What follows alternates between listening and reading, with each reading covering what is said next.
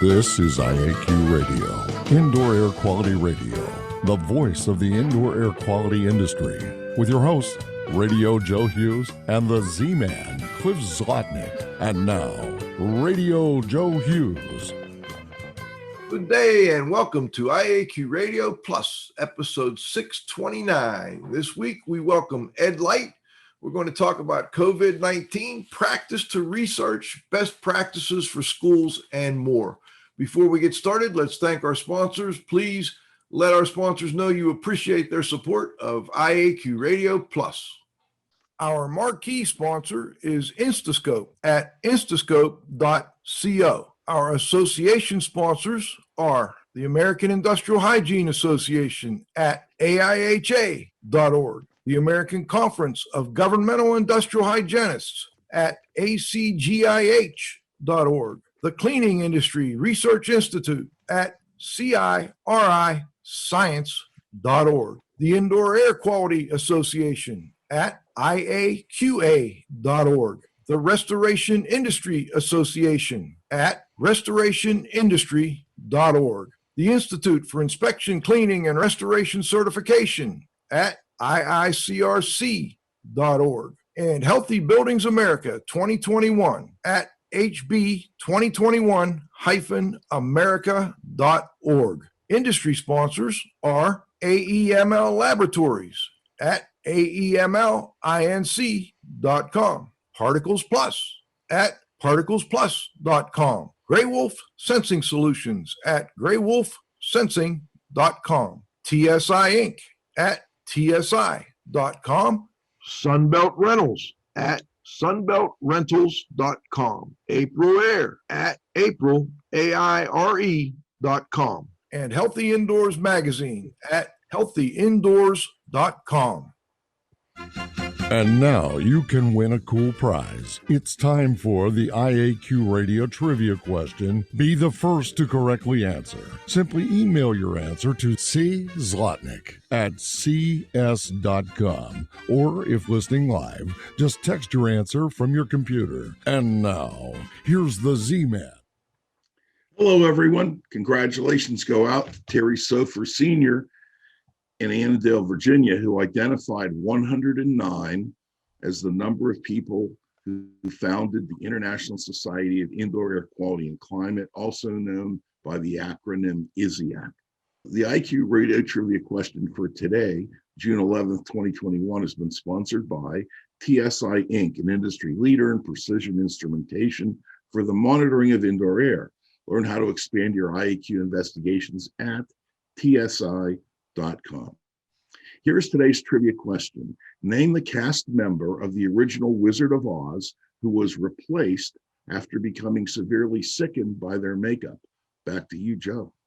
Okay, today's guest is Mr. Ed Light. He has degrees in environmental science from the University of Massachusetts and Marshall University, Master in Science. He is a senior fellow of the American Industrial Hygiene Association and has authored over 40 scientific publications on assessment and control of indoor environments and has chaired several national scientific committees.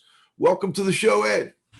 I have some things going on you guys might be interested in. Sure. But first, as far as the theater arts and musical industrial hygiene, I've had of course, as you might know, I have an active jug band that gets out and does gigs.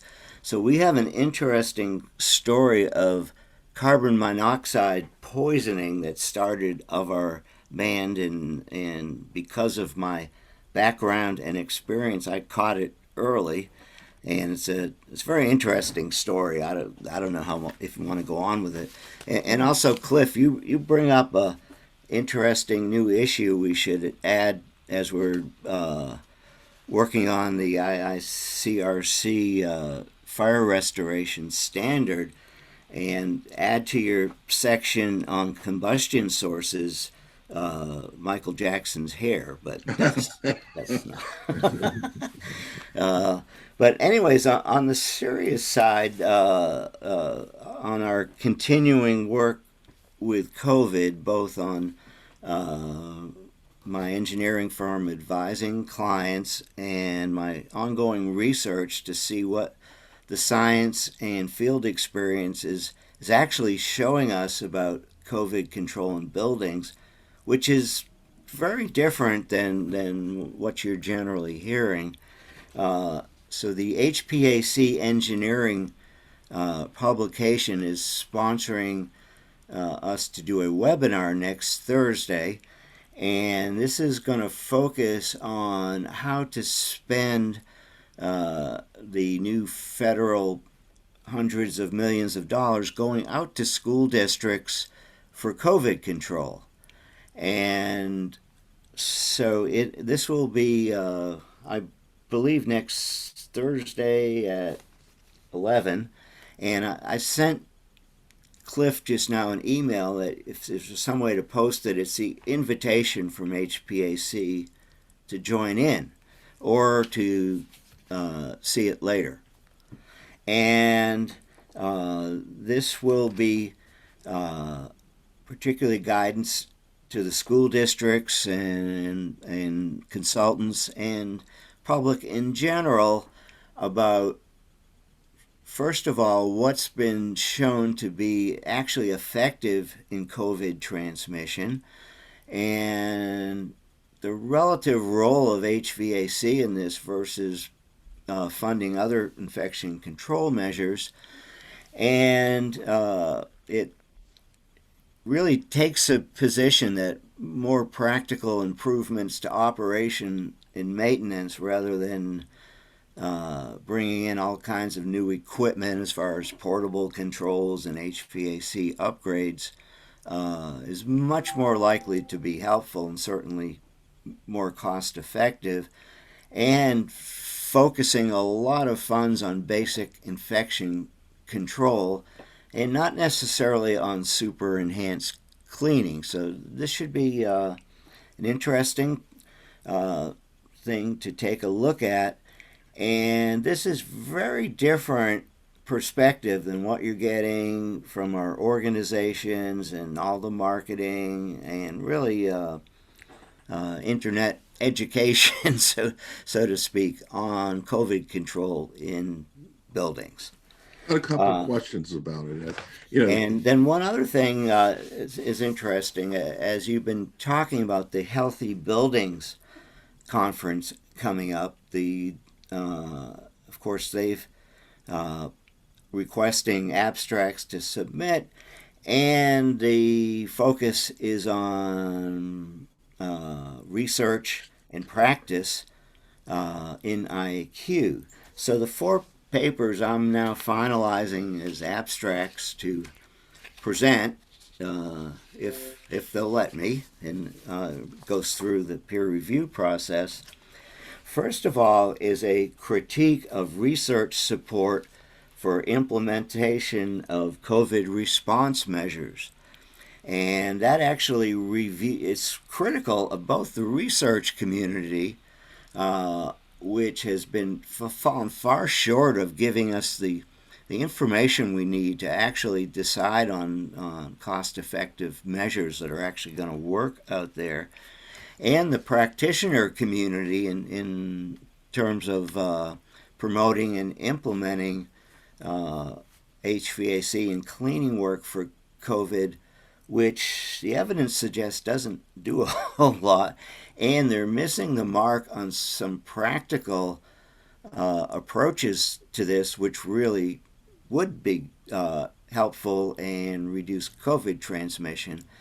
And again, our big point is that a very small part of COVID transmission overall has anything to do with HVAC and cleaning. And we'll be presenting the review of the evidence on this, which is quite different than the impression that everyone is getting. Another paper, based on some work I've just finished up with a school district, is a long-term comparison of HVAC filter performance, in which we were given an elementary school with 12 virtually identical HVAC zones that, they each had a little rooftop unit, and we put a different filter in each one for a year. Did some documentation of air quality and filter performance and operations and maintenance. Also, that included an air cleaning system, which has been widely promoted for controlling indoor air quality. And of course, these things are very aggressively being promoted for COVID. And accompanying that was a literature review on what we actually know and what's pertinent to the effectiveness of advanced filtration.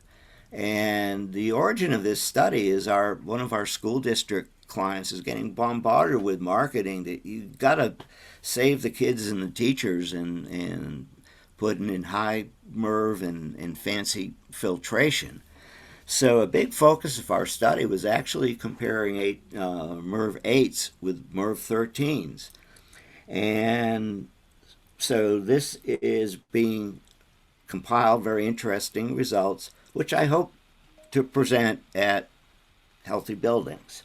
I'm actually doing 4 proposed papers, and one is something I've been working on for several years, including through my membership in the Ash-Free Moisture Committee, and that's the basic idea of how to classify damp buildings.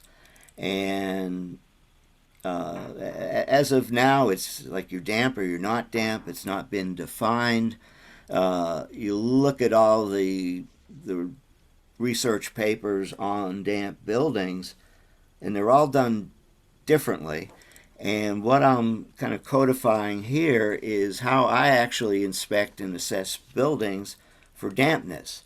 And that needs to take into account not only some immediate measurements of, and there's several types of dampness, water damage, excessive humidity, and so on. So this is a classification system that will look at all these and go with a rating to prioritize. And also on the health side, it will give, really for the first time, some qualitative but objective measurement of how much exposure there's been.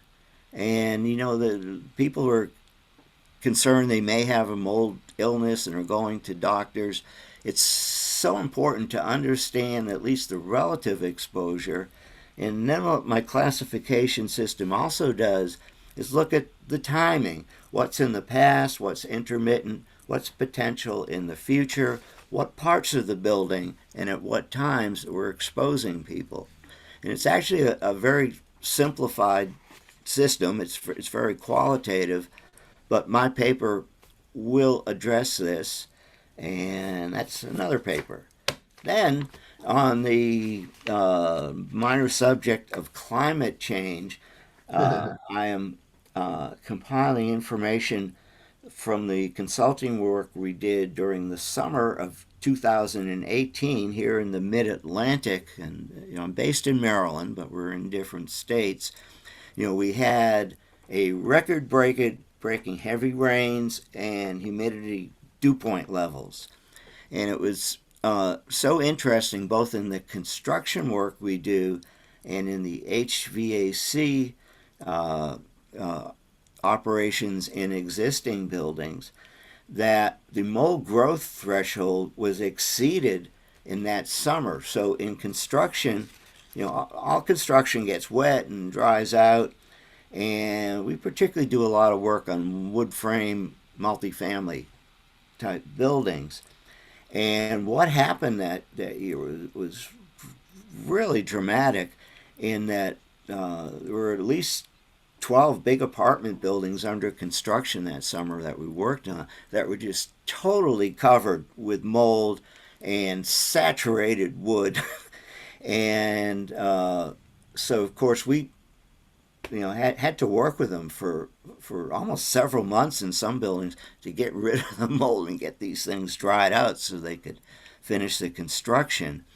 And so what that shows us is that what in normal summers, wet and dried, and if there's any mold and drying to be done, it was really minor. It was a huge effect on these construction projects.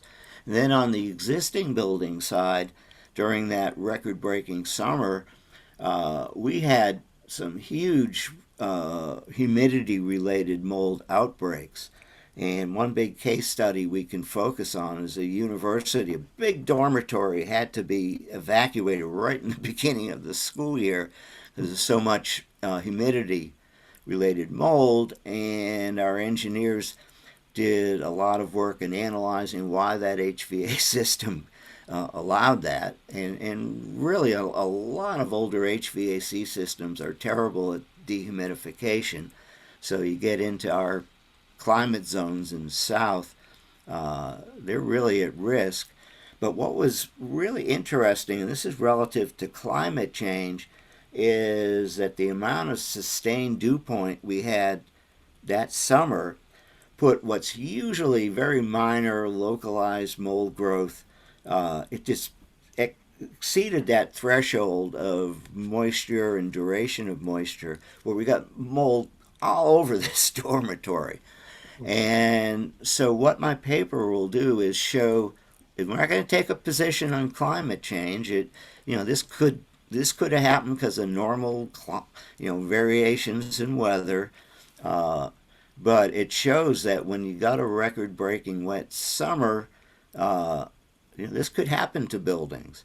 And if climate change is real and significant, this could be a factor to be aware of and have to at least accommodate if all our governments can't get it together to stop this.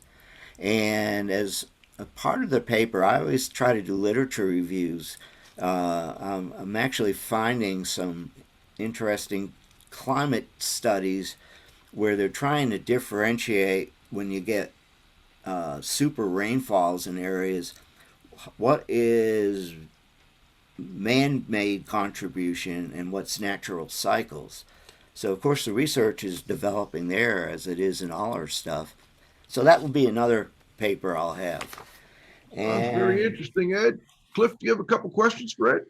I do.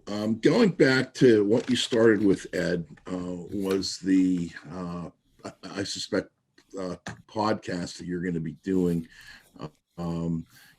regarding ventilation recommendations for use inside of schools, et cetera. I'm wondering whether you have changed your opinion from the beginning, when COVID first came out, to now. Did your opinion change on what your recommendations would have been at the beginning of the COVID outbreak, and knowing what we know now? So is there a difference, or you think you would have had the same recommendation at the beginning? Oh, it absolutely has changed and evolved as we've learned more, not so much from the research, a little bit from the research. It's been one of the first things I came out with was a paper in the ASHRAE Journal showing the gaps in the research that we as practitioners, people who run buildings and look at them, need to know to address COVID effectively. And there's been very, very few studies come out, most of them from other countries. The U.S. has talked a lot. Research has been done and spent, but really there's very little information studied on or produced on the epidemiology and actual amount of COVID out, or SARS-2 virus out there, and whether any of these things we're doing are effective. And so initially, our focus was to do anything we could to improve the air and improve the surfaces, assuming that these were major factors. And as we develop the information, uh, so both for cleaning that I work very closely with, and with HVAC operation, which we work very closely with, we've seen that a lot of the over the top major stuff is very unlikely to have much effect. That HVAC and fomite surface transmission are really a very small part of how this has been spreading. And based on my opinion, which is, I'm public health schooled, and my initial work was as industrial hygienist with the state health department, uh, uh, has changed to where the building stuff, the HVAC, there are some focus things that can be done that really can make a difference. And we're hearing that, the few studies that have truly found, the airborne SARS-2 virus, when it's sampled for, it's all out there, it spreads around. But the bottom line is epidemiology. Who has actually gotten sick, and can that be traced back to a cause of long-range airborne? And then, more importantly, is it going through HVAC systems and actually transmitting disease? And based on our understanding of this, which we sorted out several months into the pandemic, we're recommending a very limited range of mostly operation and maintenance type stuff for HVAC, and good quality cleaning, sanitizing work, but not necessarily using advanced technology or totally shutting down schools once a week for deep cleaning. And that's been a real change, Cliff, and based on the information coming out. I guess, to move further along with it, you study this stuff and you research this stuff, and you're involved with a lot of committees with a lot of different organizations. And can you comment, or do you know the states that opened the schools, such as Florida, New York City, so on and so forth, that opened schools quickly or never really closed them? Did they have a lot of COVID transmission in schools? Looking back on this, I think schools could have been opened up generally and safely, to a large extent, and kind of dictated by community infection rates, but particularly as they've come down. I really believe that the buildings could have been operated in a reasonably safe manner, and medical management of the COVID. And it's a total shame what's done to our kids' education in the last year. It's horrible. So the basic measures we've been suggesting to the school districts we work with, and also, I'm in Maryland. The Maryland Association of School Boards sponsored us. We gave a webinar to all our school district facilities people in Maryland, and we've been suggesting important stuff they can do. And I've been at IAQ work in schools for 40 years. This has been a very important part of what I've done. And most of the IAQ overall really has problems in schools. And the most important answer I've been seeing for the last 40 years is improved operation and maintenance, HVAC. There's so much stuff not working right, is disrepair, the control strategies are set wrong. Filters are in there, but they're bypassing all over the place when you look closely. So our number one recommendation to schools, which will also improve IAQ long run, and I think is the best use of this federal money, is go through, find all the problems with your existing HVAC equipment and schedules and how it's run, and fix it. And some of our school district clients have been trying to do the best they can with that. It's expensive. They are so understaffed in the maintenance departments and the custodial departments. That's where we need to beef things up, can get an improvement for COVID, and keep it up. We got to get better IAQ in schools, and that's a huge part of the answer to that. It's not bells and whistles stuff, and it's not you got to totally replace all the systems. The engineering part of my company is we do a lot of design work. It's almost all in replacement of all old HVAC systems in schools, and some of them are horrible. Some we can fix up and get going pretty well, and that's important. But so my thinking has really evolved through COVID. COVID's a tremendous opportunity and very interesting to me in my field to understand and see how it's developed. But my paper at Healthy Buildings, if it's going to be very politically incorrect to say this stuff, but I'm going to be very critical of both the researchers and the practitioners and how we've responded to COVID. Let me let's stop here. We want to thank our sponsors, John, and then we'll come back. Ed, I've got a couple questions for you on the second half. Our marquee sponsor, Instascope. More jobs done faster with the future of IAQ assessment technology. Unlimited samples, instant results, and cloud-based data at instascope.co. Our association sponsors are AIHA, Healthy Workplaces, A Healthier World, at aiha.org. ACGIH, Advancing Careers of Professionals in Environmental Health, Industrial Hygiene, and Safety, interested in defining their science, at acgih.org. The Cleaning Industry Research Institute, see more deeply through science and research, at ciriscience.org. The Indoor Air Quality Association, promoting the exchange of indoor environmental quality information through education and research, at iaqa.org.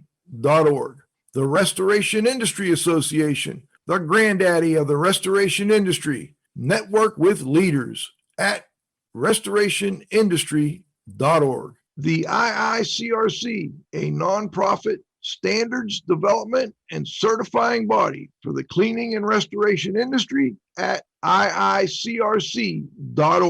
And Healthy Buildings America 2021 in Honolulu, Hawaii, November 9 through 11, at hb2021-america.org. IAQ Radio industry sponsors are AEML Laboratories, free shipping, great pricing, same-day results with no rush fee at aemlinc.com. Particles Plus, feature-rich particle counters and air quality instrumentation. Count on us at particlesplus.com. Gray Wolf Sensing Solutions, over 20 years manufacturing accurate, reliable IAQ instrumentation for portable, short-term, and continuous monitoring, at graywolfsensing.com. TSI Inc., an industry leader in precision instrumentation for monitoring indoor air. Learn how to expand your IAQ investigations at tsi.com. Sunbelt Rentals, availability, reliability, and ease for all your IAQ and restoration needs at sunbeltrentals.com. April Air, healthy home at aprilaire.com. And Healthy Indoors Magazine, a free online magazine for industry professionals and consumers, at healthyindoors.com. All right, we're back for the second half of the show today. We've got an open mic, and Ed Lights joined us. Ed, when you were talking about schools, you mentioned HVAC systems a lot. but I didn't hear you mention much about the building envelope. These HVAC systems can't do what they're designed to do if the building envelope is full of holes.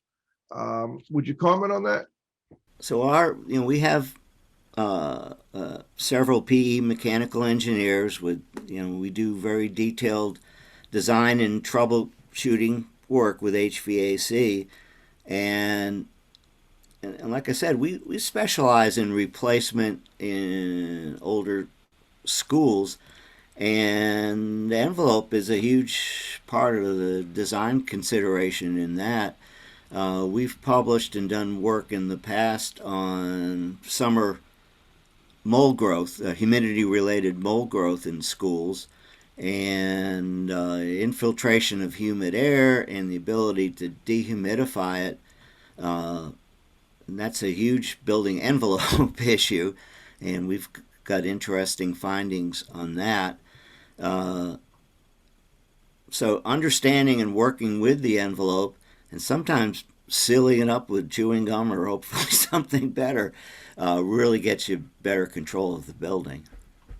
I really like what you were saying about spending that money on things that should have been done anyway. Let's face it, just better quality operations and maintenance, updates, maintenance to your mechanical system. One thing you didn't mention, I want to mention, and I want to see if you agree with this, is testing and balancing of those systems. It doesn't happen very often, if at all, once the building has been commissioned. Is that your experience, Ed? Sure, and when you look at schools with problems, even some recently built or modernized schools, balance is crazy all over the place, and that makes a huge difference for a lot of reasons. And our suggestions on COVID and the kind of assessment we're doing on buildings is, it's expensive to do a full, proper test and balance and fix all and adjust all the things that you find. But on our COVID assessments, we're starting with real simple, obvious stuff. Find rooms where there's no air coming in, even though it's supposed to, or find rooms with improper supplies and returns, or sometimes in schools no supplies and returns or exhausts where they should be. And also, it's interesting to trail back into the complaint records, because occupants will complain about systems, particularly when they're thermally uncomfortable and when there's significant IAQ stuff. And of course, they're going to complain about other stuff that's not relevant. But chronic complaint rooms and zones in the building can point you to problem areas, and often it's key part of that is they're way out of balance. And kind of seat of the pants adjustments to restore a better balance can be done quickly, inexpensively. And also in our assessments, we want to identify schools where bringing in comprehensive controls and test and balance would really make a lot of sense and help. And then, of course, you're comparing it to the options of full modernization and replacement. And that's the kind of engineering that we want to do. And there's not enough thinking like that out there. As far as improving the maintenance in the buildings, what we almost always find in the school districts, they got really good mechanics and maybe an engineer in there, and there's just nowhere, and they got hundreds of schools to do in the bigger districts. There's nowhere, they have the good ideas and good skills, and they can't get it done in the schools. On the surface cleaning side, there always could be a bigger custodial staff, but what we find is huge differences in the quality of their work. In some schools, custodians really keep on top of stuff, and those places are clean. The everybody worries about mold exposure. The basic dust and allergen exposure is a very important issue, and you don't need to test each little protein or whatever. You got to get the surfaces clean consistently. And that's an interesting finding of the filter paper we're coming out with, is that only a certain amount of particulate goes through the HVAC. And when you got filthy surfaces and activity rooms, that's where real exposure is. Also, getting back to that paper, the scientific evidence we could find supports, BRF 13, more advanced filtration for health reasons, where the school is sitting in a real polluted outdoor environment. And there's evidence that, that's going to reduce health risk. But in the particular school district we did that study in, it's rural, now becoming overdeveloped outside of a growing metropolitan area. But there's no industries or huge superhighways next to the school.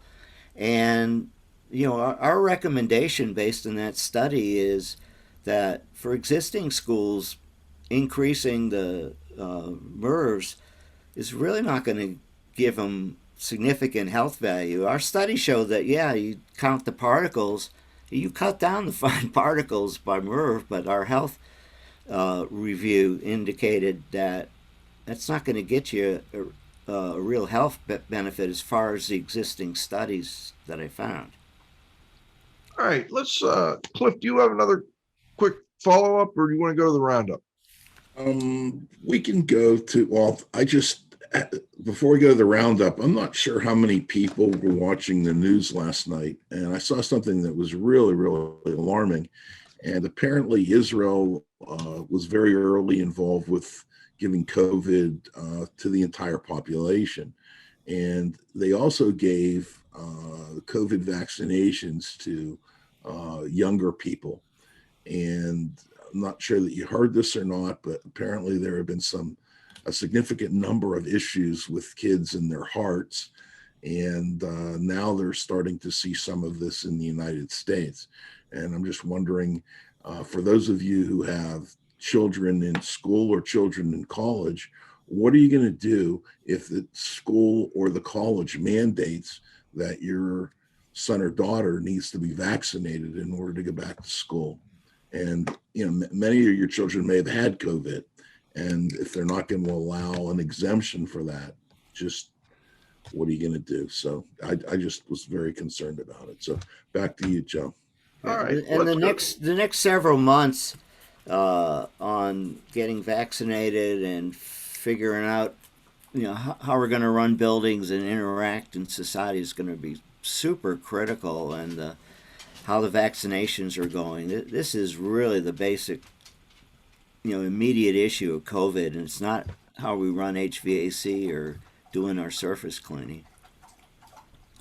All right. Well, let's go to the roundup. Dawn Weeks, if you can join us, I'd love to have you jump in here and say a few words. And anybody else that wants to jump on and say a few words, please let us know you're interested.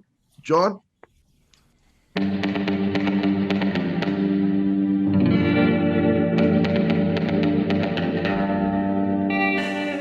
All right, the roundup is now sponsored by April Air, Healthy Home at aprilaire.com. Dawn Weeks, do we have you on the line? Yes, I'm here, and I'm here for a first.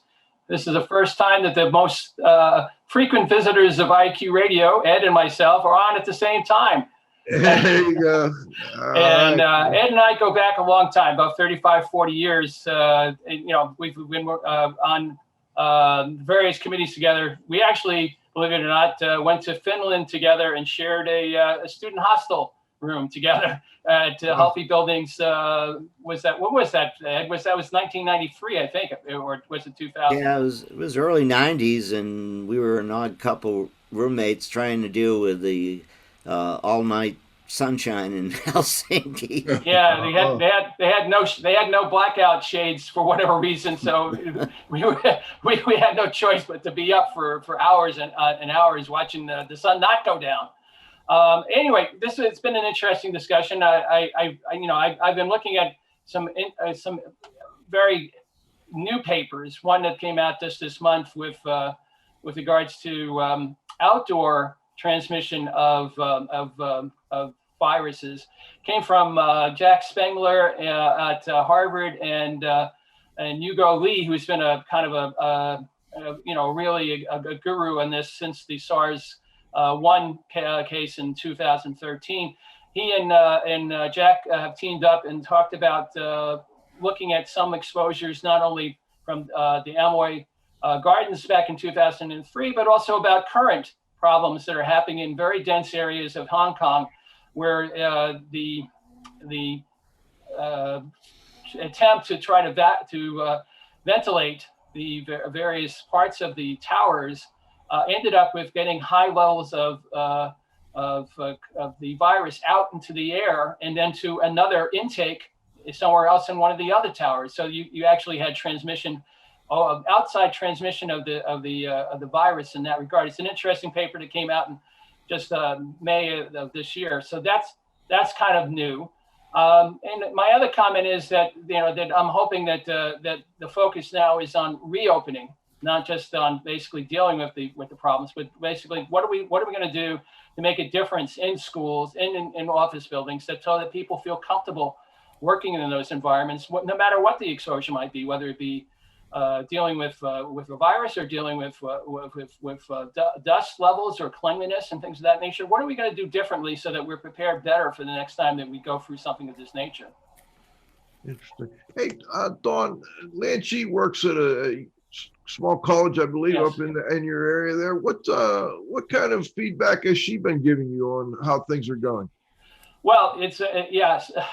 Very interesting interaction between the public health people and the building owners about this whole situation. And public health is very focused on basically dealing with people coming into the buildings and how do they basically get control? Do they do a test of some sort, either a temperature test, which doesn't really seem to make much difference one way or the other, or there's some other way in which you have to basically have security to tell them that they're not allowed to enter because they haven't been officially tested within the last 72 hours. So she's been dealing with that on a security basis and on a building basis, where she's had to revamp her HVAC systems and get new types of filters, usually MERV 13 or in there. And she's now being asked by the city of Ottawa, what are you doing, to control the exposure starting up in September? We're still in lockdown. So, I mean, in that regard, it's a very different situation than it is in the States. But there's been a lot of talk about how she has a committee basically working on just how they're going to admit staff, teachers, assistants, and students into the classrooms again. And there's been no finalization as yet. We may be going through another year or at least another semester with just virtual classrooms. We're not really sure what's going to happen come in September. So we'll see. It should be interesting. What's the vaccination situation like there in Canada? Have you been vaccinated? Do you plan on doing it? Are they going to require it for the schools? Okay, so let me go through each one of those. I have gotten my first shot, as most people, 70% of the people in Ontario have. The system is different here, though. The second shot, you're not necessarily, you cannot get it, generally speaking, unless there's a waiting period of about 12 or 16 weeks before you can get the second shot. So I'm still waiting to get the second shot in August. Right now, and she got the AstraZeneca shot in April. There's no plans at this point that anybody's announced as to whether or not she's going to be able to get a second shot. So we're kind of stuck at the moment. We can't go anywhere one way or the other. We certainly can't cross the border. The border is completely closed to anybody except for critical or any type of manufacturing facilities and things of that nature. But if you're just trying to go and visit your family or going for a vacation, you can't cross the border. So we expect that by July 1st, which here is Canada Day, it's similar to the 4th of July. By July 1st, we'll probably have around about 75% having the first shot. but we're still less than 15% for the second shot. So we're going to be doing a lot of catch up over the summer for that. In terms of the schools, as I mentioned, it's still very much in the air. They've been closed now since March. There was some thought that they would reopen this month, but they didn't. They're now all aiming for September. And so what they're going to do in terms of whether or not they're going to require vaccination, it probably won't be required, but it will be encouraged. And then there will be, there'll be testing probably of the students as they come in. My 19-year-old electrical engineer student is probably going to be doing a full semester again online with virtual laboratories, which is not exactly what he was hoping for. He wanted to actually get his hands onto some of the equipment, but they're not going to be allowed. I don't think they're going to be allowed to do that. It's not been officially announced yet, but my feeling is that that's probably going to be the case. So I'd be remiss if I didn't say that's Carleton University, and that's where David Miller, many of you know, he just received the first Philip Morey Memorial Award from ACIH. So congratulations to David. And, he's, as he said yesterday, very, very touched by getting something of that nature. Excellent. Canada has been a little different than the U.S. on how they've responded to things. Well, first off, that AstraZeneca, I don't know that that's even being used in the U.S. Is that a 1 or a 2 shot deal? It's a 2-shot deal. It isn't being used in the States. There were orders for it, but I think they basically have destroyed it. I just saw a news flash that said that the Johnson & Johnson one, I think it was 6 million, is going to be discarded. So from that contaminated plant. So, I mean, there's been a lot of back and forth. Canada does not manufacture its own vaccines. So we're totally dependent on other countries, including the United States, for getting vaccines. We're getting a fair number of them now, but they're strictly the ones that everybody else has been, clamoring for, the Pfizer and Moderna ones. And I have a Pfizer, so that's why I have a scheduled appointment. But for Lanchi, we have no idea what's going to happen. Very interesting.